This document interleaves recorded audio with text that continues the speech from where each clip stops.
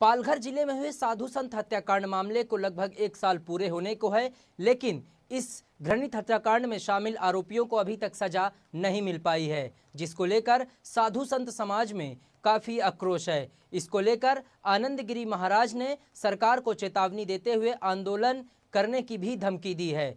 हमारे संवाददाता प्रदीप शर्मा ने आनंदगिरी से खास बातचीत की।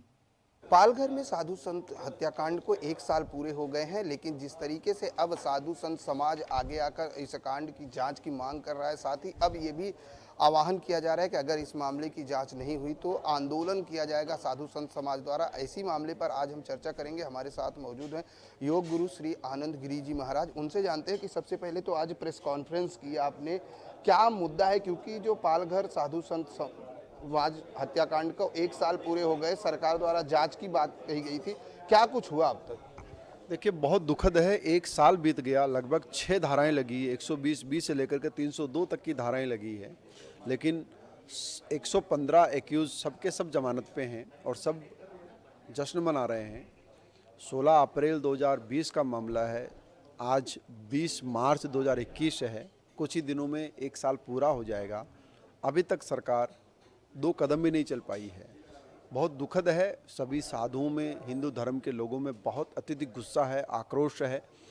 1 साल हमने लॉकडाउन में काटा और सरकार पे भरोसा किया। सरकार ने कहा था कि हम फास्ट ट्रैक में जाएंगे, हम इसकी जांच करवाएंगे, आवश्यकता पड़ी तो सीबीआई जांच करवाएंगे और इस विषय को हम स्वयं देखेंगे। परंतु 1 साल के पश्चात भी न तो इसकी फास्ट ट्रैक कोर्ट जांच हुई, न ही सीबीआई की मांग की गई।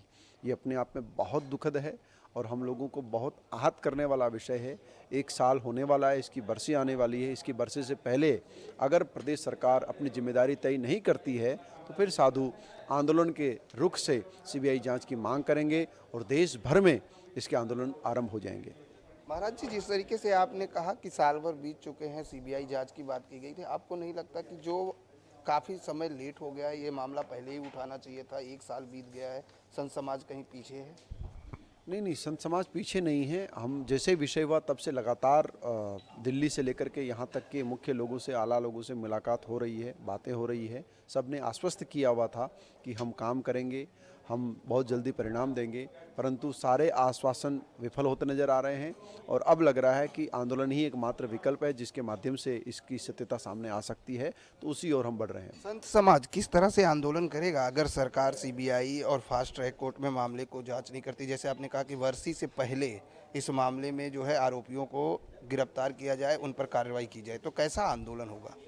बहुत विस्तृत रूप से आंदोलन की रूपरेखा तैयार हो गई है और बरसी हम 3-4 दिन का समय मोहलत दे रहे हैं महाराष्ट्र सरकार को कि महाराष्ट्र सरकार अपना रुख तय करें, अन्यथा फिर जो हमारे पास जो इसका मैप प्लान है, रोड मैप है आंदोलन का, वो हम एक्सपोज करेंगे और 16 अप्रैल को इसकी घोषणा पूरे देश में की जाएगी। 16 अप्रैल को घोषणा करेंगे, लेकिन जिस तरह से अब हिंदू पलायन के भी मुद्दे उठ रहे हैं, महाराष्ट्र विधानसभा में उठा, खुद महाराष्ट्र मुंबई बीजेपी अध्यक्ष मंगल प्रभात लोढ़ा ने उठाया था, क्या इस पर संत समाज की क्या प्रतिक्रिया है? ये बहुत दुखद है। मैं लोढ़ा जी को बहुत धन्यवाद दूंगा कि इन्होंने साधुओं को ये विषय बताया है और देश के लिए बड़ा ही चिंतनीय विषय है। हिंदुस्तान से हिंदुओं का पलायन बहुत दुर्भाग्यपूर्ण है और हम बहुत जल्दी उस विधानसभा का दौरा भी करेंगे, वहाँ के लोगों से मिलेंगे और अगर कोई और धर्म के लोग इसमें दोषी हैं तो उनको कड़ी से कड़ी सजा दिलाने का काम भी करेंगे।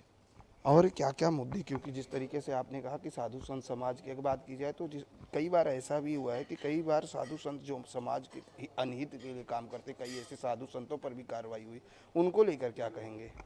देखिए, आवश्यकता है कि एकता की और आवश्यकता है कि सरकार की मंशा को ठीक से समझने की। अभी कुंभ चल रहा है, कुंभ के अंदर में पूरी धर्म संसद लगती है, तभी अखाड़ों के तमाम बड़े बड़े संत आते हैं, अखाड़ा परिषद रहता है, तो वहाँ पर जो रूपरेखा तय होगी वही हम सबको स्पष्ट रूप से बताई जाएगी। धन्यवाद हमसे बात करने के लिए। ये थे आनंद गिरी जी महाराज, जिन्होंने बताया कि अगर वर्षी से पहले आरोपियों पर जो है कार्रवाई नहीं होती है तो 15 अप्रैल को क्या रूपरेखा तैयार होगी, किस तरह से संत समाज आंदोलन करेगा, उसके बारे में जानकारी दी जाएगी और विस्तृत तरीके से सरकार को घेरने की पूरी कोशिश की जा रही है संत समाज द्वारा। कैमरामैन देवानंद सिंह के साथ प्रदीप शर्मा, IN24 न्यूज़, मुंबई।